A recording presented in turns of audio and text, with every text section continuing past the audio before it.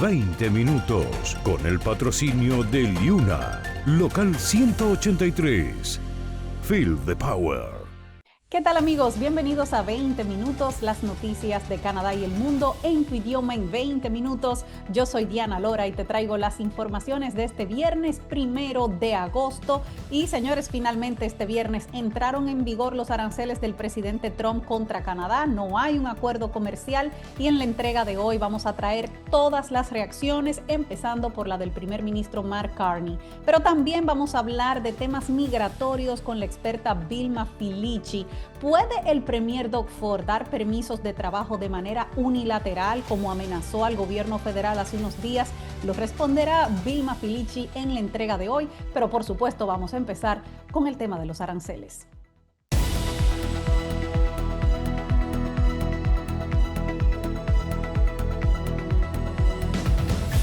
Entran en vigor los aranceles del 35%.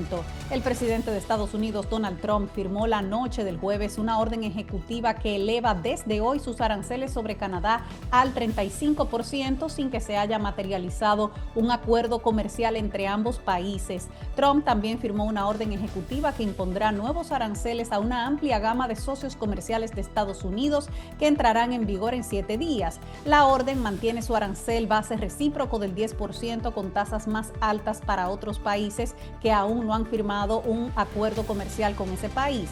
La Casa Blanca afirmó que Trump le estaba aumentando el arancel a Canadá porque dicen ellos que Canadá no ha cooperado para frenar el flujo continuo de fentanilo y otras drogas ilícitas hacia los Estados Unidos, así como por los aranceles de represalia de Canadá sobre productos estadounidenses. Dice así: en respuesta a la continua inacción y represalia de Canadá, el presidente Trump ha considerado necesario aumentar el arancel a Canadá del 25 al 35% para abordar eficazmente la emergencia existente, dijo la Casa Blanca en un comunicado. Bueno, pues por supuesto el primer ministro Carney ha respondido en el día de hoy, ha dicho que ha sido una decepción la imposición de estos aranceles. Dice el comunicado del primer ministro de la siguiente manera: el presidente Trump ha anunciado que Estados Unidos aumentará sus aranceles al 35% sobre aquellas exportaciones canadienses que no estén cubiertas por el acuerdo entre Canadá, Estados Unidos y México, el CUSMA. Aunque el gobierno canadiense está decepcionado por esta medida, seguimos comprometidos con el CUSMA, que es el segundo acuerdo de libre comercio más grande del mundo por volumen comercial.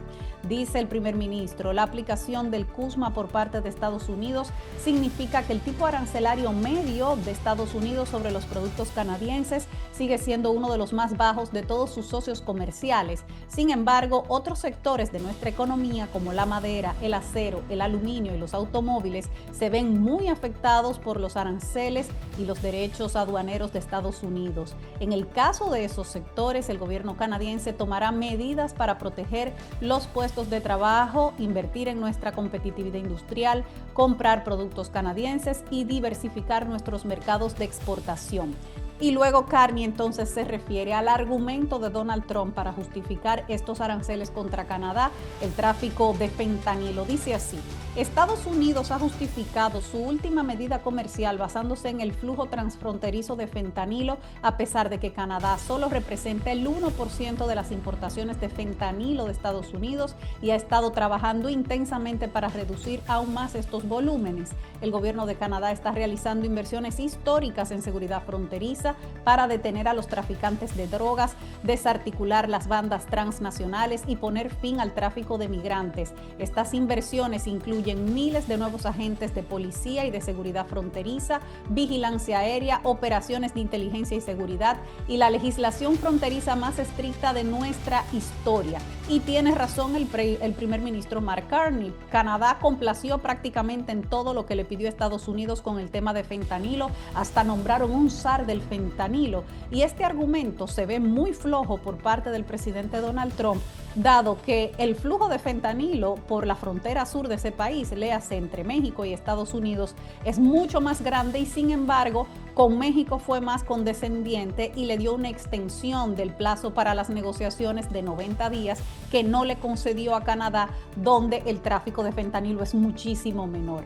Bueno, pues sigue diciendo el primer ministro, seguiremos colaborando con Estados Unidos para poner fin al flagelo del fentanilo y salvar vidas en ambos países. Aunque seguiremos negociando con Estados Unidos y nuestra relación comercial, el gobierno canadiense se centrará exclusivamente en lo que podemos controlar, construir una Canadá fuerte. El gobierno federal, las provincias y los territorios están trabajando juntos para reducir las barreras comerciales y construir una economía canadiense única. Habló entonces de los proyectos de construcción nacional que están desarrollando entre todas las provincias y el gobierno federal para desatar, dice el primer ministro, catalizar más de $500 billion en inversiones en Canadá. Y entonces dio un mensaje a los canadienses, finalmente diciendo: los canadienses serán nuestros mejores clientes, creando más empleos bien remunerados en nuestro país a medida que fortalecemos y diversificamos nuestras alianzas comerciales en todo el mundo. Podemos darnos más de lo que cualquier gobierno extranjero pueda quitarnos jamás, construyendo con trabajadores canadienses, utilizando los recursos nacionales en beneficio de todos. Vilma Filici, Filici Immigration Services. Llámala al 416-482-1575. Y vamos entonces con las reacciones, porque por supuesto hoy ha opinado todo el mundo. Vamos a empezar por la opinión del líder de la oposición, Pierre Poilievre, quien ha dicho que debemos mantenernos firmes. En una publicación en redes sociales, el líder conservador Pierre Poilievre afirmó que su partido mantiene la esperanza de que se llegue a un acuerdo con aranceles cero. Dice él, ese es el acuerdo que Canadá tenía antes y el primer ministro no debería aceptar nada menos que eso. Debemos mantenernos firmes y priorizar a Canadá. También debemos recuperar el control de nuestro futuro económico rompiendo nuestra dependencia de Estados Unidos, dijo Poilievre. Instamos a los liberales a derogar las leyes que impiden el desarrollo y a reducir los impuestos al trabajo, la energía, la inversión y la construcción de viviendas para que nuestra economía sea fuerte, autosuficiente y soberana. Dice Poilievre que el país no debería aceptar nada menos que cero aranceles y eso está muy difícil de conseguir. El mismo primer ministro Mark Carney ha explicado que parece muy poco probable que Estados Unidos quite los aranceles a algunos sectores específicos, como es el caso de los automóviles, el acero, el aluminio. Sin embargo, vamos a ver ahora la reacción del premier Doug Ford, quien entiende que Canadá tiene que responder con aranceles en represalia. El premier de Ontario, Doug Ford, fue uno de los primeros en reaccionar anoche al anuncio de la entrada en vigor del 35% de aranceles, diciendo que el gobierno canadiense debe responder con contundencia.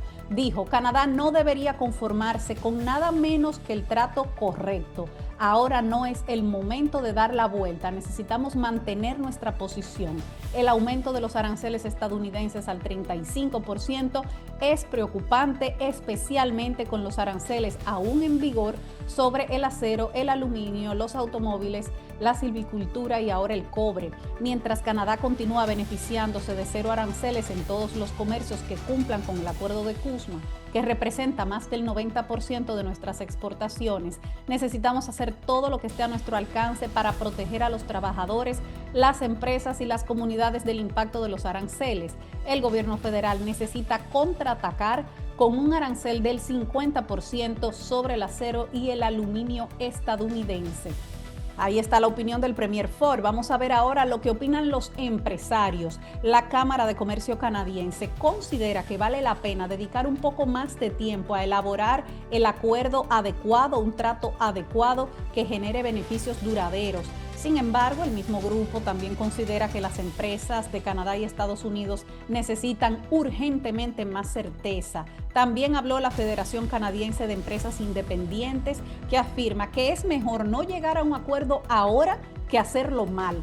Pero además dijeron que la falta de resolución ha dejado a las empresas con la incertidumbre de si tendrán que reducir sus operaciones o despedir personal. Pero parece haber una opinión generalizada en el país de que en este momento tal vez era preferible no aceptar cualquier acuerdo con los Estados Unidos. Vamos ahora a dar algunas informaciones a nivel internacional antes de pasar con Vilma Filici. Pensando mudarse a su país, enviar un equipaje no acompañado o paquetes a sus familiares, Extra Equipaje, con 15 años de experiencia en envío de carga internacional, le asesoran todo su proceso. Llámenos o escríbanos al 416-848-0523. Con Zulay Rincón en Toronto Auto Group, cada vehículo pasa por una selección rigurosa para que tú manejes con calidad. Autos usados de alta gama, con atención personalizada. 647-256-8800.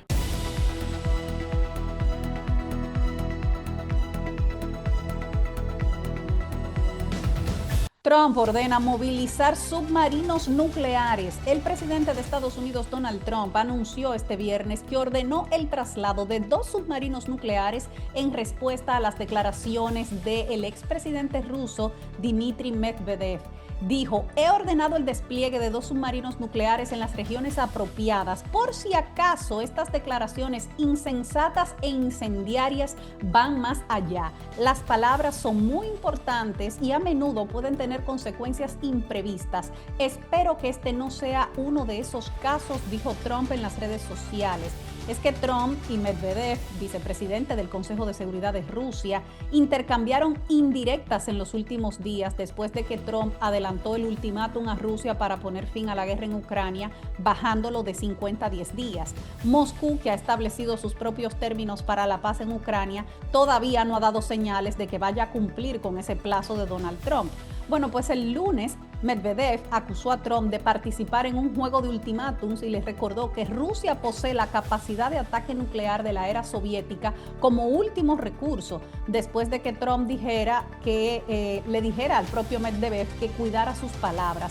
Bueno, pues este se ha convertido en una de las voces antioccidentales más abiertas del Kremlin desde que Rusia envió decenas de miles de tropas a Ucrania en el 2022 y ahora Trump está reaccionando, movilizando sus submarinos nucleares y el mundo entero espera que esto no escale más allá.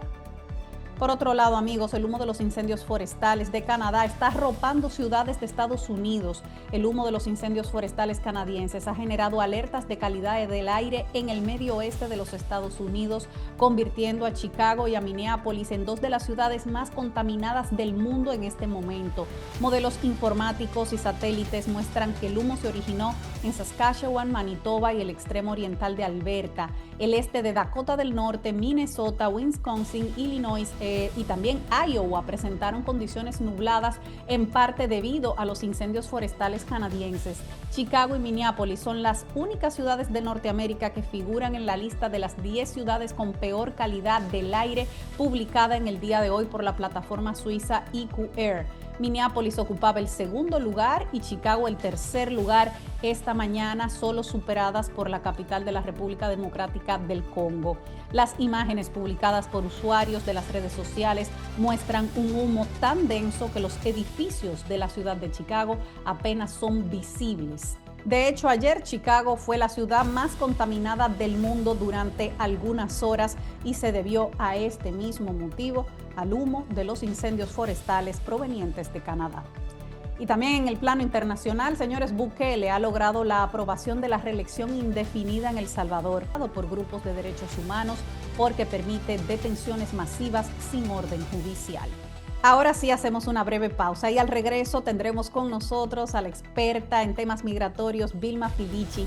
Vamos a hablar sobre las declaraciones del Premier Doug Ford diciendo que Ontario iba a otorgar permisos de trabajo pasándole por encima al gobierno federal. ¿Lo puede hacer? Tiene razón el Premier Ford sobre el retardo en los permisos de trabajo para los solicitantes de asilo. Vamos a hablar sobre todos esos temas al regreso de la pausa.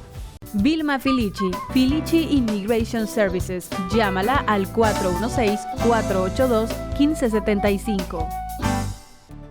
Recibimos en este momento a nuestra experta en temas migratorios de cabecera, Vilma Filici. Buenas tardes, Vilma, ¿qué tal? ¿Cómo estás? Yo estoy muy bien, gracias.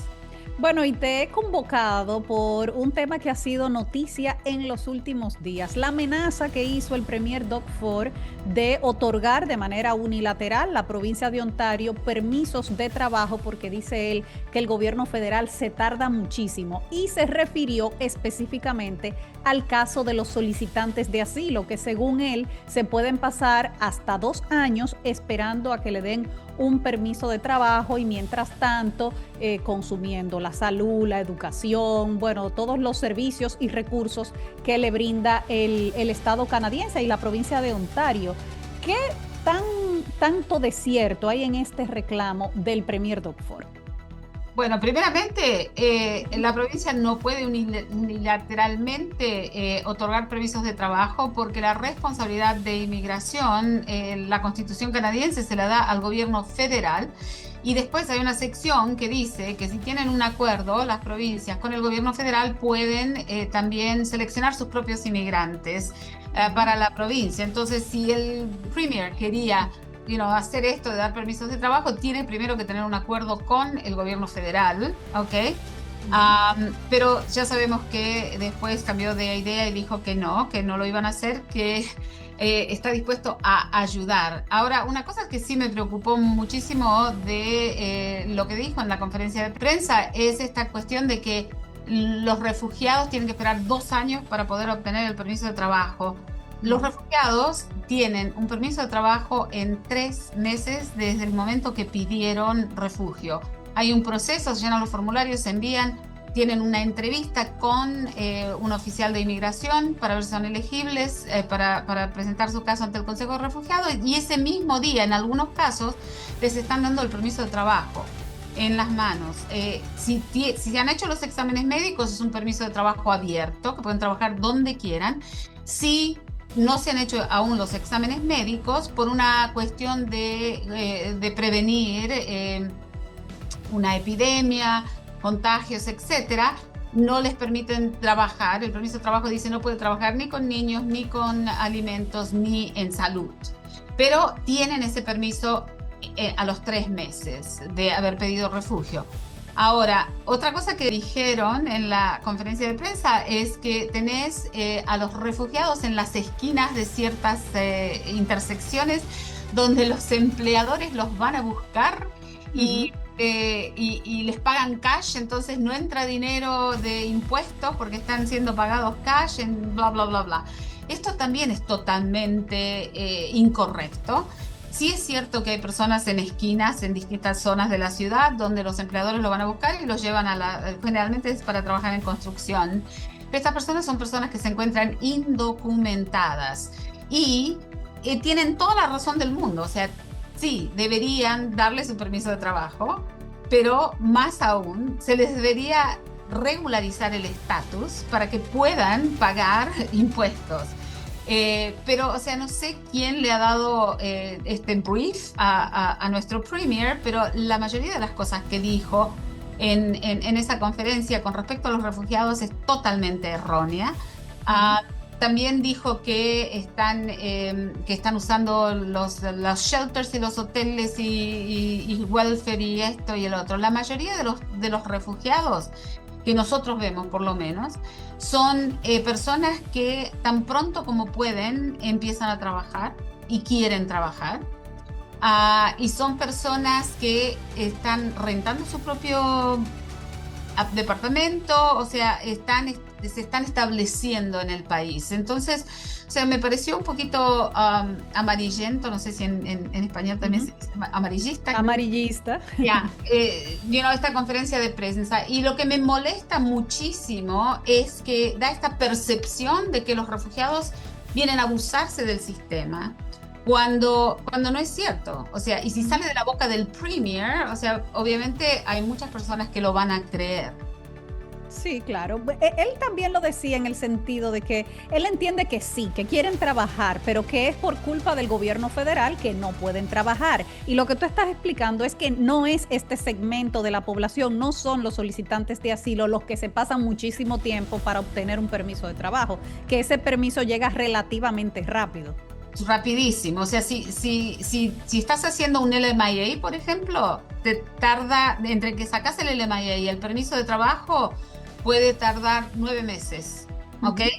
Y eso no son los refugiados, son las personas que vienen y ahí sí el gobierno federal tiene culpa porque toman demasiado tiempo. Cualquier otro permiso de trabajo está tomando entre 5 o 6 meses.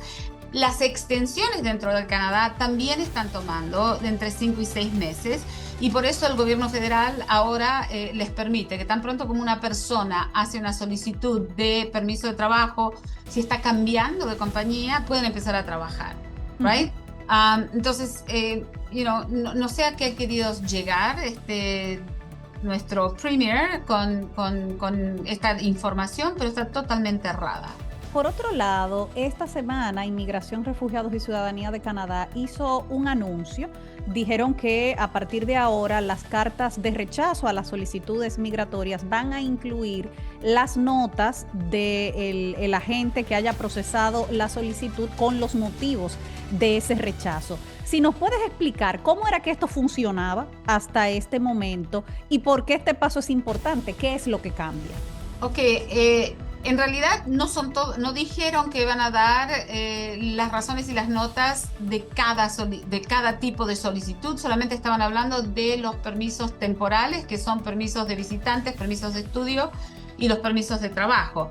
Lo que pasa es que antes, cuando te mandaban una decisión negativa, te mandaban un formulario general donde había cuadraditos y el oficial ponía no tiene suficiente dinero, no creo que se va a regresar al país de origen después que termine la visita o lo que fuera. O sea, había un montón de estas frases. Y entonces, pero eso no nos dice nada a nosotros. Nosotros queremos saber, para volver a hacer el caso o para hacer una apelación, queremos saber, o sea, por qué el oficial de inmigración llegó a este fallo con este caso. Y eso no estaba en las decisiones. Entonces lo que teníamos que hacer, y todavía tenemos que hacerlo en muchos casos, es mandar a pedir una copia del expediente por medio de la ley de privacidad. El cliente nos firma un documento y mandamos a pedir el expediente y ahí tenemos todas las notas, tenemos absolutamente todo.